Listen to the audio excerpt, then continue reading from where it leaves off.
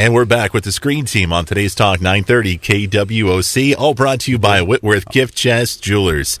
And we're going to review the number one movie in America right now. You know it as The Wolverine. It's the sequel, I guess, to the Wolverine Origins, but it's been like the fourth or fifth Wolverine movie that's been out in the past few years. Because we just can't get enough. You know what? They can make 20 Wolverine movies and it'll be fine, okay? Seriously. As long as Hugh Jackman is willing to put on the beard and the curly hair thingy. And I've always thought that was the stupidest thing ever about a character, was that pointy owl hair. But yet we have to have it. Yeah, he makes it work, you know. He does, man. And a lot of people were really concerned when he first was cast as Wolverine that, like, oh, he's too tall. Because in the comics, he's a little short, stubby. Is he really? Yeah. Yeah, even at Universal Studios, he was a short, stubby guy. Yeah. But, so the new movie, you guys saw it. What'd you guys think of it? I thought it was great. I really enjoyed it. I got the pleasure of watching it with Jamie, and we had a great time. There wasn't a lot of audience members, but there was just enough that we had to choose carefully where we sat. Yeah. And like I was telling him, so I could see. we everybody that came there that night was there to see that movie. Nobody talked or interrupted or anything like that. And everybody stayed in their seats until we could see the Easter egg. Yeah, had to have it, and it was cool. It was worth the wait.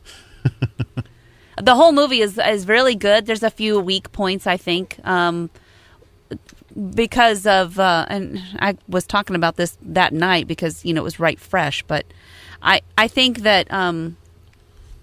There's a couple of, like the bear. I agree with Chris on the bear. Yeah, Bear's kind of weird. Yeah, the first 10 minutes of the film, you see that Wolverine has kind of befriended a bear. He's living somewhere, I'm assuming. In a cave. Maybe in Canada someplace. And he just befriends a bear, and something happens to the bear, and that kind of moves the story along. And I just thought that was just weird. A little off, There was a lot of places where it felt unnecessary. Where it was like a weak bridge between one point and another. You realize, of course, that you need it, but aside from those, couple little stepping stones that weren't the same color as the rest of the patio, I think that overall it was definitely a good movie, worth seeing at the theater. And if you've got the collection started, you're going to want to make sure you get this one. Oh, definitely. Yeah. High definition. Did you see Origins, Wolverine Origins? I did see that. What'd you think of that one? I rewatched that recently. It came on HBO or something, and I was telling my wife, I was like, I don't really like this movie as much as the other, like the X-Men movies that it falls under the umbrella. Right. I felt like they kind of skewed the character a little bit more than they had to. Mm-hmm.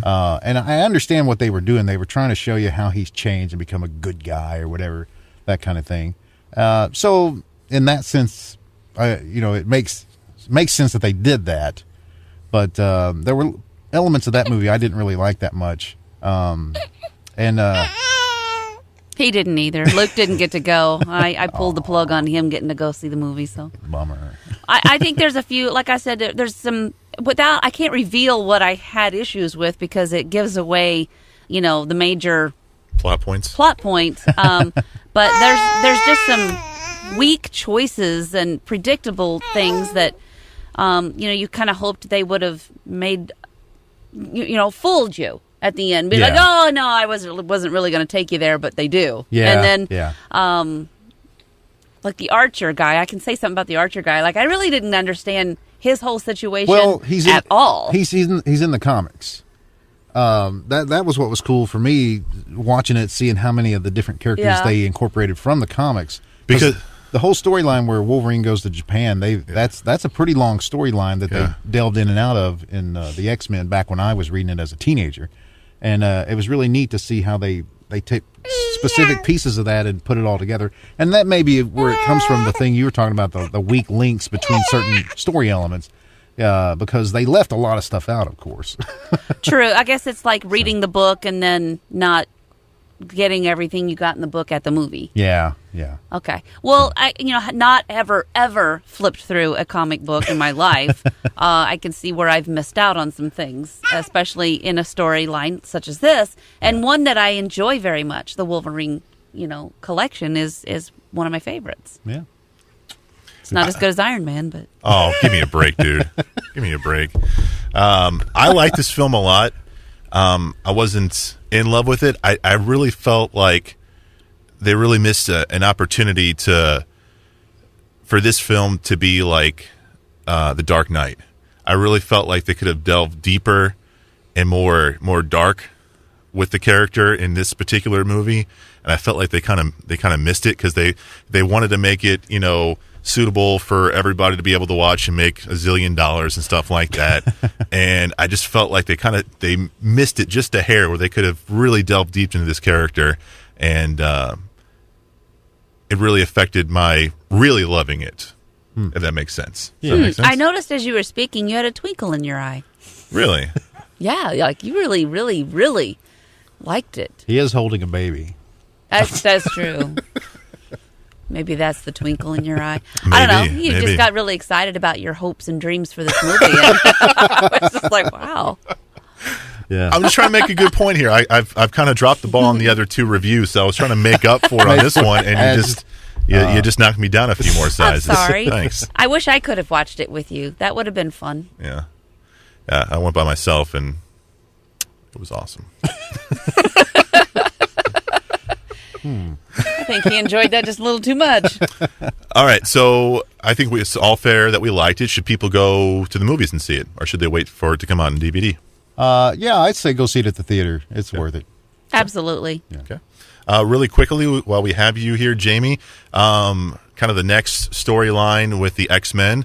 And this is not giving anything away because it's all around the internet. But I haven't read it. Well, too bad.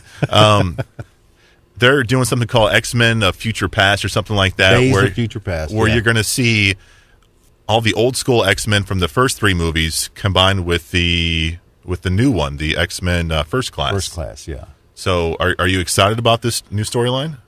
Yeah, because I read the comic version, several years ago, and then reread it a few times. But yeah, it's going to be interesting to see what they do with that, and because that's another one where they've delved in and out of elements of that storyline over the years. Because the original appeared in the '80s, I think. So they've done stuff with different time traveling mutants and things like that, and different timelines and how they crossed over and stuff. So. Yeah, it should be interesting to see what they do with it, especially given the filmmakers that are behind it. So. Yeah, and I think that movie's supposed to come out in either 2014 or 15. So be on One the of lookout those for years. that. Hey, you It'll know be what? here before we know it. 1 year, 2 He'll be years, going. who cares? Luke will be going. We'll all wait That's for right, it. man. That's right. Jamie, thank you so much for being on the show again. We appreciate your time, sir. Thanks for having me. Sabrina, thank you for always busting my chops. As usual, I appreciate it. shall not fail my listeners in calling you out on things. Thank you. Coming up next week, we'll have Jake, first-time Screen Teamer, coming to review some of his movies. We'll review Two Guns, brand new movie out in theaters with Denzel Washington and Marky Mark. We'll review DVD pick of the week, Tom Cruise's Oblivion, and an old kind of independent underground classic, The Boondock Saints. Oh, boy. So we'll get to that next Saturday at 6 p.m. for Jamie, for Sabrina, Luke, and Chris. We are the Screen Team on today's Talk 930 KW.